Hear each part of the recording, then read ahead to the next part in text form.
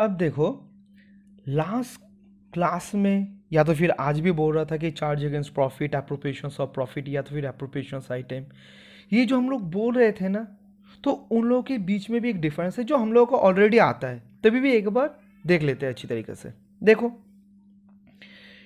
Charge against profit और appropriations of profit ये कहाँ पे आता है? ये ट्रेडिंग अकाउंट या तो फिर प्रॉफिट एंड लॉस अकाउंट में आता है। और ये एप्रोप्रिएशंस ऑफ प्रॉफिट जो ये कहाँ पे आता है? ये जब हम profit and loss appropriations account तैयार करते हैं उस समय ये सब आइटम्स आता है। तो एक बार डिफरेंस देख लो। पहले nature, it means deduction from revenue to determine net profit earned और loss incurred for the year. अब ये बोल रहा है कि जो नेट प्रॉफिट अर्न हुआ है या तो फिर लॉस इनकर हुआ है वो डिटरमाइन करने के लिए रेवेन्यू से इट मतलब charge against profit that is expenses हम लोग माइनस करते हैं, ठीक है, डिडक्ट करते हैं।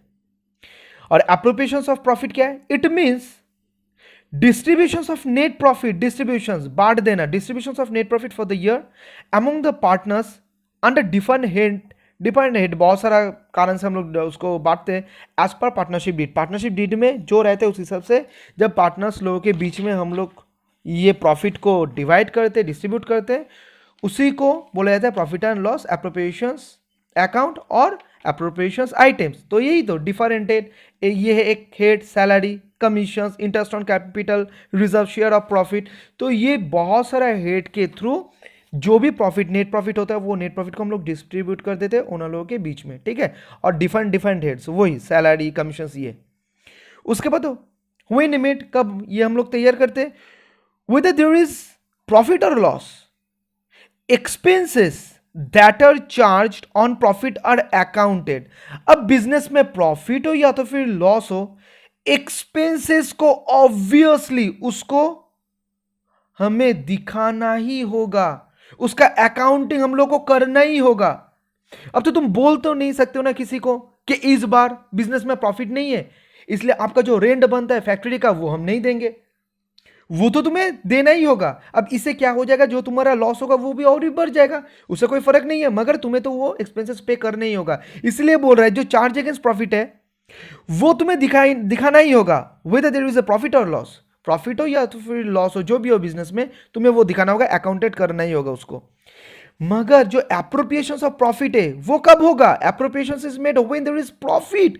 अगर बिजनेस में प्रॉफिट ही नहीं होगा, मान लो लास्ट क्लास में जो एग्जांपल हम दिए थे कि रोशन का पापा का अगर ये 22,000 अगर प्रॉफिट ही नहीं होता तो ये जो रोशन को 2,000 दिया, रोशन को माँ को 10,000 दिया, फैमिली मेंबर को बाद बाकी 5,000 दिया, ये कैसे वो दे पाते?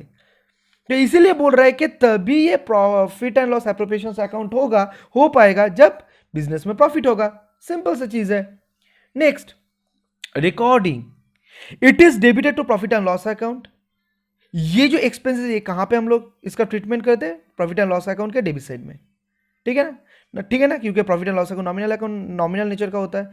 और एप्रोप्रिएशंस ऑफ प्रॉफिट क्या? It is debited to profit and loss appropriations account, क्योंकि हम लोग को पता है कि profit and loss appropriation account ये भी नॉमिनल नेचर का होता है। और जिस कारण से फंड बाहर चला जाता है, जो भी कारण है, although the payment is made to owners, तभी भी तो बाहर जा रहा है ना ये पैसा। तो उस समय भी तो जो फेस होगा, वो जो इमोजी मैंने दिखाया था उस फेस का जो स्ट्रक्चर होगा कुछ ऐसा होगा, तो इसलिए वो भी प्रॉफिट एंड लॉस अकाउंट के, profit and loss appropriations account के डेबिट साइड में आ जाएगा, ठीक है। Next, priority, it is done before appropriations of profit. ये जो चार्ज अगेंस्ट प्रॉफिट होता है ये एप्रोप्रिएशंस ऑफ प्रॉफिट के पहले करना होगा ऑब्वियसली। तो आगे तो हम लोग को क्या करना है, पहले तो हम लोग को प्रॉफिट डिटरमाइन करना है। तो प्रॉफिट अगर डिटरमाइन करना है तो एक्सपेंस तो माइनस करना होगा पहले, तो इसलिए बोल रहा है it is done before appropriations of profit. और एप्रोप्रिएशंस ऑफ प्रॉफिट कब होगा? ऑब्वियसली इसके बाद। It is done after accounting of all charges, that is charge against profit, ठीक है। एग्जाम्पल्स क्या है, थोड़े एक देख लेते हैं।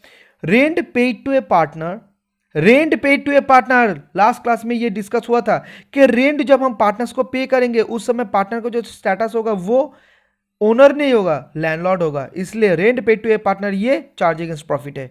Interest on loan by partner, मान लो कोई पार्टनर लोन दे रहा है फर्म में, जैसे बाहर का कोई भी दे सकता था, तो वो लोन के ऊपर अगर इंटरेस्ट पे किया जाएगा तो वो भी एक चार्ज अगेंस्ट प्रॉफिट होगा, क्योंकि ये चार्ज अगेंस्ट प्रॉफिट इसी कारण के लिए होगा, मान लो एक ईयर में, एक पर्टिकुलर ईयर में अगर कोई पार्टनर फर्म में इमीडिएटली कैपिटल चाहिए तो एक पार्टनर लोन दे रहा है, अब जब वो लोन देगा ऑब्वियसली वो चार्ज क्या करेगा, इंटरेस्ट चार्ज करेगा।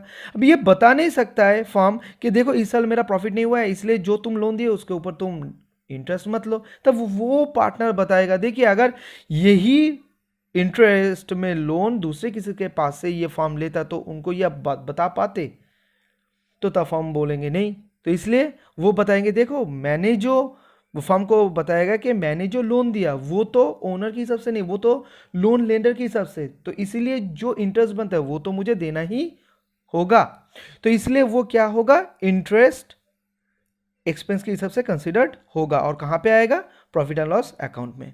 और एप्रोप्रिएशंस ऑफ प्रॉफिट एक बार देख लेते हैं, सैलरी और commissions to partners, interest on capital, transfer to general reserve, ये जितना भी चीज है ये एप्रोप्रिएशंस ऑफ प्रॉफिट है, तो ये कहां पे आएगा, profit and loss appropriations account में। तो इस जगह से भी हम लोगों को बहुत अच्छी तरीके से पता चल चुका है कि difference between charge against profit and appropriations of profit.